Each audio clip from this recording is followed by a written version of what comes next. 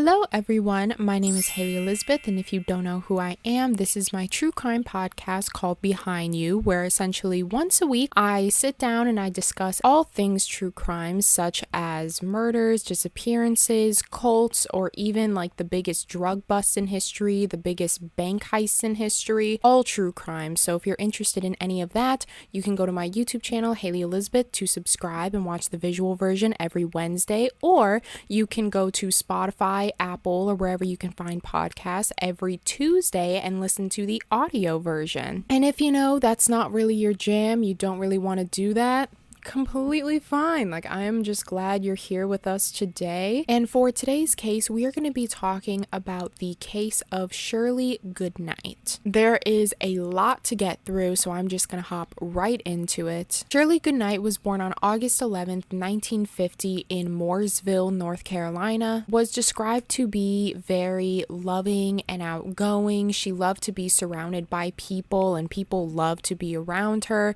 She was very active in her church as well. She went every Sunday with her family, and she also was an administrative executive at Charlotte Motor Speedway, which is like a car racing track. She spent most of her free time and days off from work at Heinz Feet Farm to provide help to adults with traumatic brain injuries. So overall, she was an absolute angel on earth. Not only did she actively go to church, she was super nice to everyone that she met. She was super outgoing and loving and accepting of everyone. She worked at a race car track, which I think is really, really cool. And on her days off, instead of, relaxing or something, she dedicated her time to giving back to others and volunteering. 1970, that is when Shirley met a man by the name of Randall Pierce, and the couple got married. And shortly after they got married, they had a daughter named Tracy. And then in 1981, after 11 years of marriage, Randall and Shirley's marriage started to go a little downhill. They were fighting all the time. They were arguing over small things, big things, and the arguments just got way too much to the point where they ended up divorcing. So now, without the financial support of Randall, Shirley tried to figure out a way that she could make up that extra money in order to support herself and Tracy. Tracy and Shirley just grew so much closer. They became best friends. They did everything together, especially as Tracy got older. If you guys have ever seen the show Gilmore Girls, Lorelai and Rory, that was essentially like Tracy and Shirley's relationship. So unfortunately in Mooresville, there were no big job opportunities that could support herself and Tracy. So that is when she decided to move to Kannapolis, North Carolina, which is a small upper middle class town where everyone knows everyone.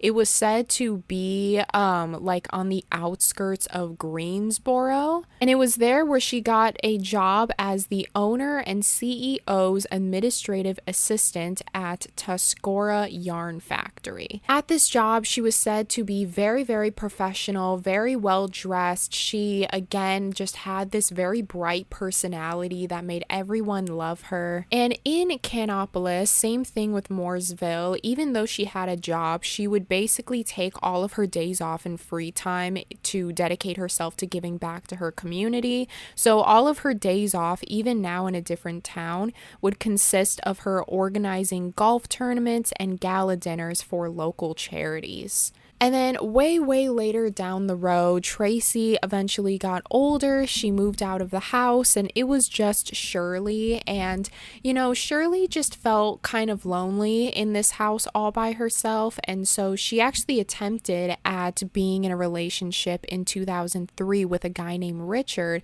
But Richard turned out to be very, very abusive and that relationship ended. It was said that during this relationship, Shirley had actually put a restraining order on Richard because he had attempted to break into Shirley's mom's house asking for Shirley. Although Shirley just got out of this really tough relationship, Tracy actually had a son. And so with her being a grandmother now, it seemed like things were really, really starting to kind of look up for her. She just got out of this really abusive relationship, but now she's going to be a grandmother. She's moving up in work. work. She has her own house. She funds for everything herself. She doesn't need a man, essentially. And so she starts to kind of realize this and starts to heal herself as time goes on. She absolutely loves her grandson just as much as she loves Tracy. She was always showing pictures of her grandson to strangers and friends. And then at the age of 58 years old in 2009, 6 years after her Richard relationship, Shirley finally feels like she's ready to get back out there again and start dating again, because she feels like, she had an abusive relationship, but there's still hope for her. There's still someone to love out there. So Shirley just tries to get back out in the dating scene. And then that is when she meets a man by the name of Chuck Reeves, who worked at the yarn factory that she worked at, but as a salesman. So the couple started, just casually dating at first, and then that later turned into serious dating, and they were in a full relationship for a whole 4 years. And during those 4 years, although they were together, they never actually moved in with one another until the spring of 2013. That is when Chuck Reeves had proposed to Shirley, and Shirley said yes. At this time, Shirley was 62 years old. Her life was really looking good for her. She had a good paying job. She was a grandmother. She had a daughter that she loved. She was in a good relationship. She was going to get married. She had finally have found love again. A lot of her friends say that Shirley absolutely loved Chuck. She would constantly say that she feels like she had finally met her twin flame. Shirley was just overall in a really good place in her life right now. That is unfortunately until the morning of July 23rd, 2013. At 9:40 a.m., 59-year-old Chuck Reeves calls the police on his 62-year-old fiance, Shirley Pierce. He tells the police on the phone that he had went into Shirley's home, heard the shower running from upstairs, so when he went upstairs to go into the bathroom, he had found Shirley lying in the bathtub, all bloody and stabbed. There was blood and powder all over the floors. The shower was still running, so the bathtub was kind of overflowing. He tried everything that he could to revive Shirley, but Shirley was completely motionless and not breathing. When police arrived, they were led to the bathroom that was connected to her bedroom, and they noticed quite quickly when they walked into the bedroom that it smelled heavily of bleach, and they look on the floor and they see that there are blood stains on the floor, but there are patchy bleach stains all over the place, as if someone was trying to clean up specific blood stains, because it is widely known that bleach can absolutely destroy DNA. So they don't really further investigate on this. They just kind of take a mental note of it and then pursue Shirley that's in the bathtub right now. When they see Shirley, they notice that she has stab wounds all over her face and neck, confirming that this was indeed a murder. With this horrendous of a crime scene, they take Chuck out of the room in order to calm him down, and they say that Chuck's demeanor was very devastated, but he was extremely cooperative with the police. He answered all the questions that the police had. He answered them truthfully. So they took Shirley to the hospital, and at the hospital, they noticed a couple things about her body. They noticed that she had stab wounds all over her neck and face, meaning that this was definitely a passionate crime. This was someone that knew Shirley, that wanted to see her dead, as well as defensive wounds all over her body, as if she was fighting off her attacker. They labeled Shirley's murder as an overkill, and an overkill is where a killer will deliver more blows than needed to kill a person out of anger, jealousy, passion. And an example of overkill would be the Lizzie Borden axe murderer. Lizzie Borden was a murderer that killed both of her parents with an axe, and to her mother, she delivered 41 blows to the head. And that would be considered an overkill, because if you have an axe, you would probably only need to do 3 to kill a person, but instead she did 41 out of passion and anger. And that is exactly whoever whoever this killer was, that is exactly what they did to Shirley. Later on, that is when Tracy receives the news of her mother, and so she rushes to the home, and Tracy is just in disbelief, and she shows up crying because, as I said, Tracy and Shirley were best friends. They did everything together. They told each other everything. It was just so sudden and it was so unbelievable. So when you just kind of lay out this crime scene, the killer has to have a personal connection with Shirley because it's a very passionate crime. They had to have access to the home because there was no forced entry. The first person they think of is Chuck, her fiance, because Chuck, he has access to the home. He was the one who made the 911 call, and he has a personal connection with Shirley. So that is the first person that they think of. So they take Chuck in for questioning. Chuck said that the last time he had ever talked to Shirley was the night before at 8:15 p.m. They were on the phone. Shirley was actually dog sitting for Chuck at this time because Chuck was out on a business trip. So that's basically what they were talking about on the phone call, just about his business trip and how he was going to come over the next morning to pick up the dogs.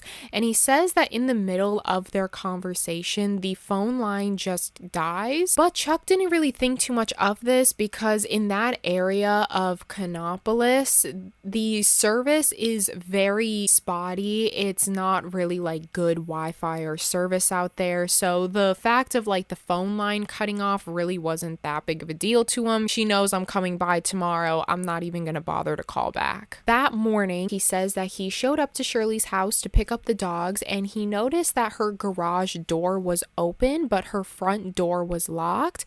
And this was pretty odd, but he just kind of assumed that maybe Shirley had just gotten back from the store or something. He takes a spare key that's underneath a vase in front of the house. He unlocks the door, and he hears upstairs the shower running. So when he goes upstairs to see, if Shirley is in the shower yet, that is when he discovered Shirley's body. While Chuck is saying his story, the police realize that Chuck's story matches up perfectly with the crime scene. So it seemed like he was telling the truth, but they didn't want to immediately clear Chuck yet. So instead of clearing him, they were just kind of treading lightly. So the police just flat out asked Chuck if he had anything to do with it, and Chuck was very offended. He was like, "No, of course not. How could I do something like this?"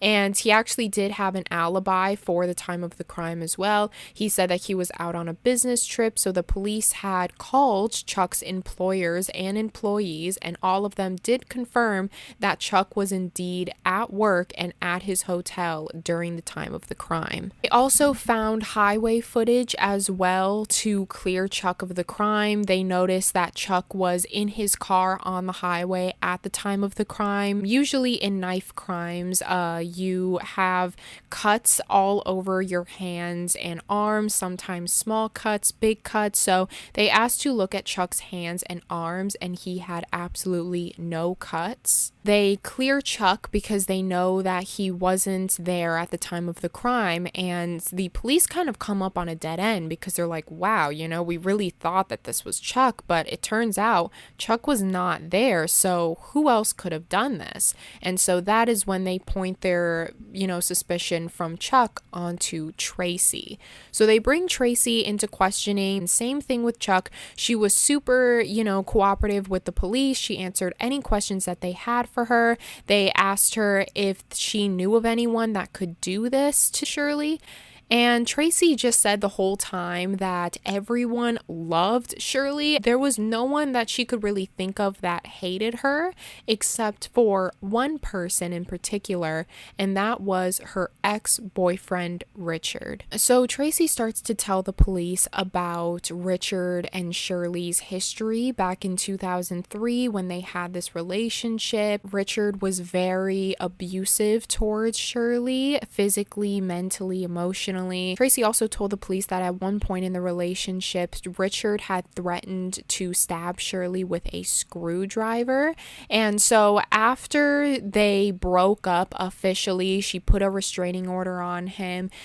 Richard had actually moved to a different town, and he had been gone for about 10 years at this point. But 6 months prior, he attempted to get back in contact with Shirley, meaning that he was indeed back in town. So they also take Tracy's statement as well, and Tracy has alibis to where she was that night, so they clear Tracy. So they start doing a little bit of digging on Richard, and they find out that Richard was back in town, and he actually worked 15 minutes away from Shirley's house at a pawn shop. So they show up to Richard's work and they interview him right on the spot. They also ask him about the abuse to Shirley, and Richard said, quote, "It was all a misunderstanding, so the charges were dropped and Shirley apologized for having me arrested." As Richard's alibi that night, he said that the day before he had worked from 9 a.m. to 6 p.m. and then after work he just went straight home, and then he fell asleep around 9 p.m. He does live alone, so there was no physical alibi for him. So the police ask Richard if they could check his hands and arms, and so when he shows his hands and arms, they find that there are no cuts on Richard's arms whatsoever, but there were a lot of sores. And when they looked at Richard's physical state, they noticed that Richard most likely had some sort of medical condition. I believe Richard was in his mid to late 60s at this point. He seemed very weak, very fragile, like it took him a long time to walk to places, and they just kind of took this physical appearance into consideration for a vicious crime like this. They just don't foresee Richard having the strength to do something like this and then on top of it get away with it. So the police then clear Richard. Police find themselves at yet again another dead end, because it wasn't Chuck, it wasn't Tracy, and it isn't Richard. Maybe it was a burglary and the burglar had went through the garage door because the garage door was open. But again, the police investigated the area and found that nothing was stolen. So whoever went in with this crime went in with the intention to kill Shirley. That is until later on that day, Shirley's co-worker by the name of Irvin Johnson calls the police and says that he believes his wife, 61-year-old Marlene Johnson, had killed Shirley, and he requests an interview with a detective. The police take him in for questioning, and they learn a little bit about Marlene Johnson. She was born in 1952 in Castonia, North Carolina. She was born into a very wealthy family as well. She, growing up, was very spoiled, and she would throw fits if someone didn't give her what she wanted. She tended to just, expect that everything was going to go her way, that she was going to get everything that she wanted. She had a really tough time if someone told her no. Just by looking at Marlene, you could tell very quickly that she had money, just because she always had very expensive clothing, a designer bag, designer shoes. She always had her hair done, her nails done. She just looked like she had a lot of money. And then on May 15th of 1983, that is when 31-year-old Marlene married 36-year-old Irvin Johnson. Irvin was a very quiet and reserved sort of person, while Marlene was very outgoing and outspoken, and so the couple complemented each other quite nicely. Irvin just was the type of guy that would wake up, go to work, come home, and love spending time with his family. The couple actually had a daughter together. A really big difference between Irvin and Marlene was the financials. Irvin made a lot of money, but it was because he worked really hard for his money, while Marlene, since she came from a wealthy family, most of her money didn't come from work. It was all from inheritance. And Irvin described Marlene to be a very sweet woman. She was just such an amazing girl and a great mother. But that is until 2003, when Marlene had a mental breakdown, and it happened quite quickly and quite randomly. And so she visited a bunch of psychiatrists for what was causing her mental breakdowns. And unfortunately, in 2003, Marlene had actually attempted at suicide. Irvin said that after this incident, she was given treatment, but even after the treatment, Marlene was never the same. She grew very aggressive, erratic, and even threatened to kill Irvin, as well as physically abusing him. During the interrogation, he actually showed the police a scar on his hand from a time that Marlene had stabbed him. As time went on, things just got worse between the two, to the point where Marlene had this really big idea in her head that Irvin was cheating. Even though Irvin wasn't cheating, he confirmed to her many times that he loved her, he was loyal to her, but for some reason Marlene was just fixated on the idea that he was cheating on her. And no matter how many times he tried to alleviate her suspicions, she just kind of saw that as Irvin deflecting, sort of heightened her suspicions and made it even worse. And this situation caused problems at every single place that Irvin worked at. In 2006, that is when Irvin started working at the yarn factory, and when Marlene, assuming that he was having an affair, she assumed that he was having an affair with Shirley. There was one instance in particular where Irvin had introduced Marlene to Shirley for the very first time, and there was at one point in the conversation where Shirley, as I said, she was just such a friendly Southern girl. Like, she just, everybody loved her and she loved everyone. So there was one point in the conversation where Shirley had called Irvin honey and kind of like slapped his arm, just like in a friendly, joking way. But Marlene did not take this as a friendly joke. She more took it as Irvin is cheating on me with Shirley. And so that is when Marlene's obsession then turned to Shirley. And so then from that moment in 2006 into the next several years, Marlene would continue to heavily harass and stalk Shirley. On September 12th of 2010, 4 years into Marlene's obsession with Shirley, Marlene had actually hired a private investigator, and after a month of surveilling Shirley and Irvin, the private investigators just told Marlene that they aren't doing anything suspicious. There's no affair going on. And as I said earlier, Marlene hates when she's told no. So Marlene, although the private investigators had told her that nothing was going on, Marlene didn't take no for an answer. So she basically just fired those private investigators and hired a new private investigator. And with this new private investigator, they actually flew drones over Shirley's home. So with this, Marlene knew everything about Shirley. She knew about her daughter, what day she saw her grandson, what time she left and got home from work, her grocery trips, as well as how far her garage door opened. Now, although Marlene was intensifying her obsession with Shirley and hardcore stalking Shirley, Shirley knew that Marlene thought that her and Irvin were having an affair, but Shirley didn't really care. She just thought, I'm not having an affair with Irvin, so nothing's gonna come of this. I have nothing to worry about. Shirley just kind of saw it as Marlene having a grudge against her, but what Shirley didn't know was the dangerous extent that Marlene was taking it to. In 2011, Shirley was going out to a brunch with a bunch of her co-workers, including Irvin. Marlene knew that Shirley and Irvin were going out to brunch with a bunch of their co-workers, so Marlene decided to go undercover at this restaurant. So she showed up with a black hat and all black workout clothes. She also had a menu covering her face. She was basically spying on Irvin and Shirley, trying to see if they would do anything that was flirtatious. One of the waitresses actually noticed that Marlene was there because Marlene and Irvin would come in there quite frequently just to have like lunch or dinner. So she noticed how odd Marlene was acting towards the table that Irvin was at. So the waitress had told Irvin's table, like, hey, Marlene is over there, just so you guys know, she's acting very suspicious.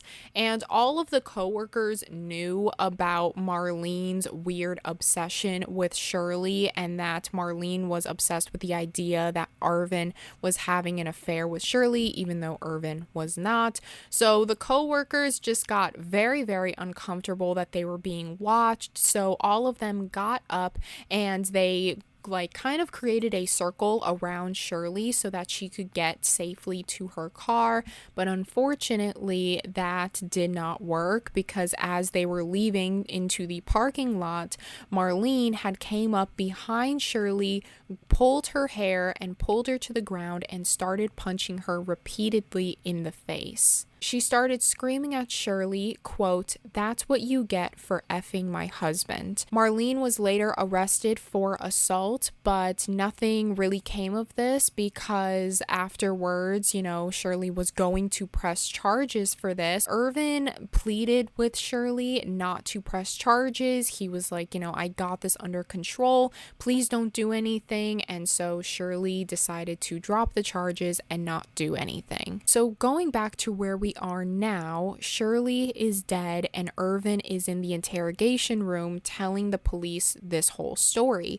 Irvin says that shortly after this happened, he moved out of the house with Marlene, but they never officially left each other. Like, legally, they were still married, but they were separated. He told the police that he called the police because he has a very deep feeling that if she killed Shirley, he's afraid that he might be next. And so he's fearing for his own life. The police did have surveillance around Irvin's house to make sure that Marlene wasn't going to do anything. But Irvin actually said that Marlene recently had a new boyfriend and his name was Tim Connor. And so they should probably talk to him and see if he has any information on Marlene. During the search for this Tim guy, the police actually got a search warrant for Marlene's home, as well as a be on the lookout for her car. It wasn't that long at all until they found Marlene's car and Marlene inside of her car. They found her parked in the parking lot of her attorney's office, and right then and there Marlene was arrested and taken into questioning. So while Marlene was at the police station, they searched Marlene's car and home. In her car, they found a bunch of cleaning supplies in her trunk. The main thing was bleach, because remember how I said at the crime scene they found weird splotches of bleach. In her home, on her dining room table, there were aerial photos of Shirley's home, surveillance footage and photos of Shirley. Right on her dining room table, there were clear signs of obsession over Shirley. Years and years of compiling all of this, information upon Shirley, her childhood, everything about Shirley. And Marlene just became so obsessed with Shirley, as if she was trying to figure out why her husband was cheating on her with Shirley. What was so special about Shirley? But in reality, he wasn't even cheating on her at all. This is just something that Marlene had always thought of, but for some reason with Shirley, it intensified, contrary to all of the other women that she had suspected. The police say that Marlene was very uncooperative with the police. She had her feet propped up. She kept rolling her eyes. She was sighing really loudly, as if she was completely unbothered. As I said, just spoiled brat energy. She just could not be bothered to be there, and she was acting as if the police were stupid and that they didn't know what they were talking about. And when the police actually did sit down to talk to Marlene, every single question that the police had asked Marlene, she would just say no to every single question. Even if it wasn't a yes or no question, she would say, "I don't want to answer it," or "no." She also demanded an attorney repeatedly. immediately. She had a very snappy attitude, again, as if she just could not be bothered to be there. And the whole time, whilst the police were asking her all of these questions about Shirley's murder, like you're talking about someone dying, the whole time she had her feet propped up and the palm of her hand sitting on her chin as if she was bored. After she wasn't answering any of their questions, that is when the police asked to look at Marlene's hands and arms, and so they took pictures of both sides of her hands and her arms, and on her hands and arms they did find 5 small cuts on her arms and hands. And as I said, Marlene is the type of girl that always has to have her nails done. They always have to look good. She always has to look good. And so they noticed that on her hand she had a French manicure that looked pretty fresh, but yet a lot of the fingers were either chipped off or just taken off completely. They knew that if, Marlene had chipped nails, or if she had a nail taken off, she would definitely get it redone immediately. So they assumed that these breaking of nails most likely happened quite recently, to where she didn't have time to get them redone. So with all of the clear signs of obsession found at Marlene's household, as well as Marlene's cuts on her hands and arms, they also found cleaning supplies, more specifically bleach, in the trunk of Marlene's car. So with all of this combined, they were able to get just enough evidence to arrest Marlene. So all while this interrogation is going on and Marlene is being put into custody, that is when they find Tim Connor and question him at his house. And the police say that he is very calm and collected and had no bad things to say about Marlene, said only good things about how she was a great friend and a kind person. Tim Connor also had a pretty nice job as a published author and a motivational speaker. He said that they both met at one of his book signings and hit it off, but they were only best friends. There was no relationship connection whatsoever. He said that there was also never any sexual contact as well. They were just really, really good friends. Tim Connor also said that the night before, so on July 23rd, he actually had a very big medical procedure done to where he needed someone to look after him. So he had Marlene spend the night last night to take care of him, and he said that he woke up around 2 to 3 times in the middle of the night, and Marlene was there all throughout the night, thus giving Marlene an alibi. Later on that day, Shirley's autopsy comes back and the examiners found a piece of stainless steel knife in Shirley's neck. So that means the crime was so brutal that a piece of knife had gotten stuck in her neck. The police looked in Shirley's kitchen, hoping that maybe there was a missing knife in her knife block to connect that missing knife to the knife that was found in Shirley's neck, but Shirley did not have any missing knives in her kitchen. But when they did go into Tim's home, one of the police officers actually took a note that Tim had a knife block, but only 3 out of the 4 knives in the knife block were in there. So the police do a test and they find that although the knife was not the same exact knife that was found in Shirley's neck, it was very, very similar to where it could have been from the same knife block. So they go back to Tim's house to do a little bit more questioning, and they tell Tim that we found that the murder weapon was a knife. There was a piece of knife found in Shirley's neck, and we also found that the piece of knife that was found in Shirley's neck is very, very similar to the knife that is missing from your knife block. We're going to give you one last chance to tell us the truth and tell us what happened. So the police say that in this moment, Tim leaned back in his chair, he stared at the ceiling for a couple of minutes, and then he said the words,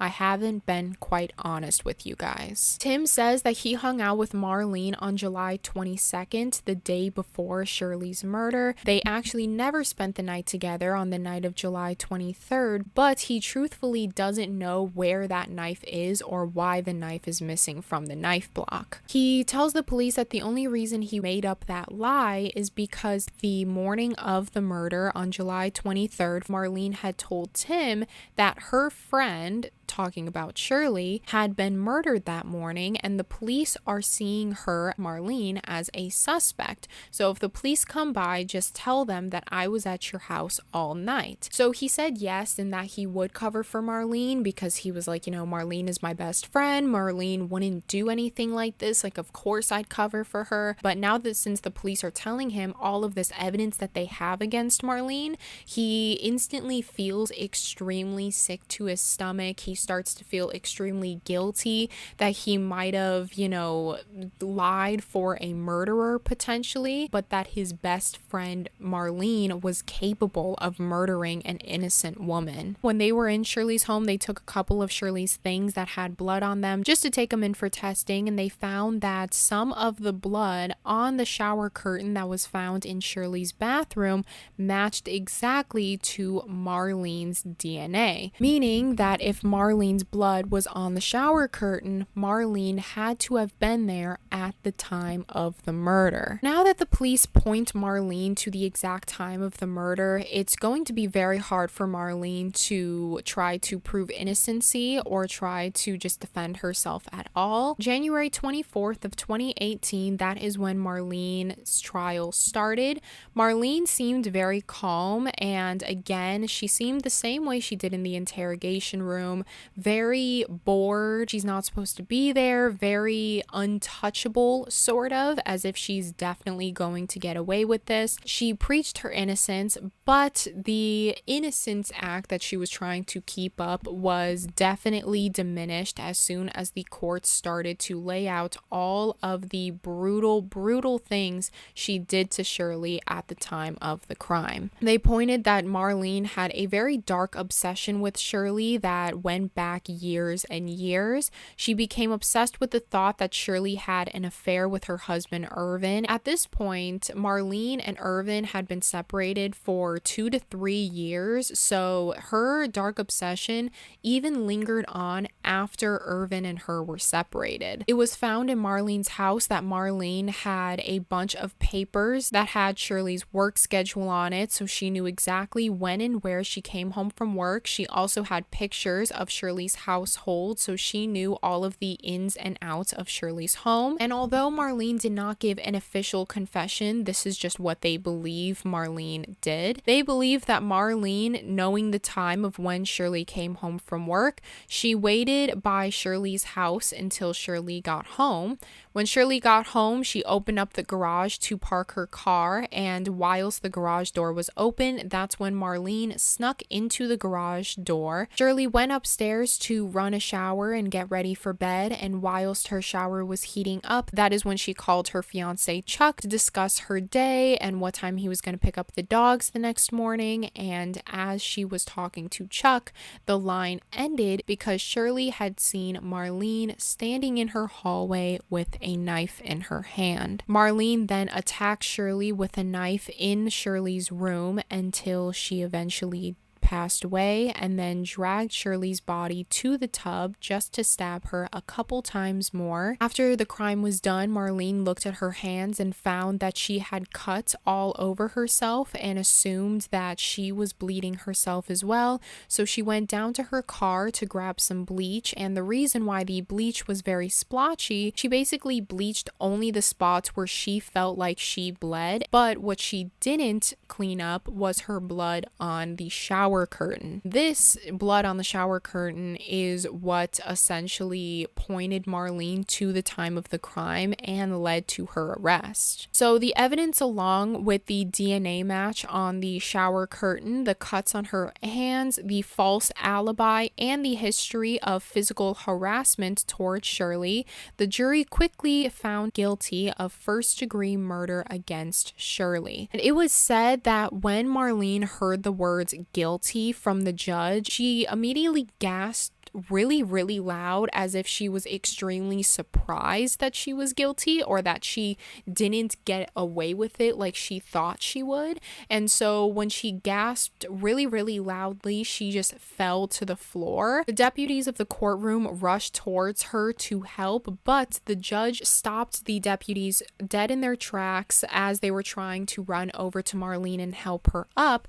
And the judge said, quote, do not take her out of this courtroom. She is going to listen to this verdict. So the judge basically made one by one every individual juror on the stand what they thought the verdict of Marlene should be, and every single one of the jurors said that Marlene was guilty. And after every single one of the jurors had said Marlene was guilty, the judge looked back at Marlene and said, quote, "It is my order that you will die in prison." Marlene was later sentenced to life in prison without possibility of parole and currently stays at the Anson Correctional Institution in Polkton, North Carolina. So as far as the aftermath of all of this, Tracy, I couldn't really find anything on Tracy. I believe she's just living a very quiet and private life today. I couldn't really find any information on Chuck either. A lot of the photos online, Chuck's face is actually blurred because, again, Chuck just prefers to live a very quiet and private life and doesn't want his identity out there to the public. Shirley's friends say that they believe Marlene deserved the death penalty because now all of their tax dollars are going towards Marlene, and that's not fair when Shirley is dead. So as I said, this happened in 2013. This happened quite recently. So I just really hope that everyone involved is coping as much as they can. I hope Chuck is in a better place now. I hope that he is living out the final years of his life as Shirley would have wanted him to. So that wraps up today's story. If you guys found this case interesting, make sure to give it a thumbs up and subscribe if you are on YouTube, or if you are on Apple or Spotify, wherever you can find podcasts, make sure to rate it 5 stars. I also hope you have a beautiful, wonderful rest of your morning, day, night, whenever you are listening or watching to this. But yeah, with that being said, I love you, and I will see you guys next week. Bye.